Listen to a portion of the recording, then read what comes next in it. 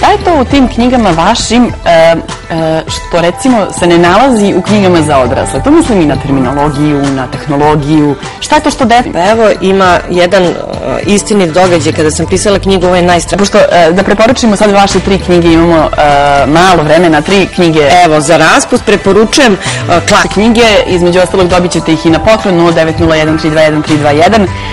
To su knjige Ovo je najstrašniji dan u mom životu, 35 kalorija bez šećera, knjiga koja govori o anoreksiji i Seks za početnike. Zovite nas, mi nastavljamo. Hvala vam što ste bili gosti jutarnjeg programa. Strelnoj pruzi Beograd-Niš između stanica Beograd i Topčider u toku današnjih dana u periodu od 8 do 18 biće promenjen režim saobraćaja. Vozovi za Bar, Zaječar i Niš saobraćaće preko stanice Beograd centar. To će produžiti vožnju za 20 minuta. Ukoliko se spremate na put autobusom, naša dežurna ekipa pripremila informacije za beogradske autobuske stanice. Jutarnjeg programa, Maja Marković, dobro jutro, dobrodošla.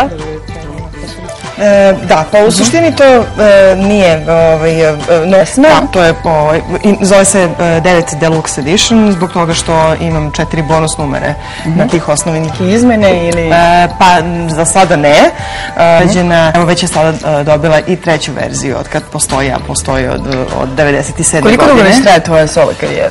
Pa moja solo karijera kada bih sad od 2006. godine. To je 4 godine. Je li imaš nešto još što bi mogli da najavimo? Pa, eto, htjela da slušate. Šta ćemo sada čuti?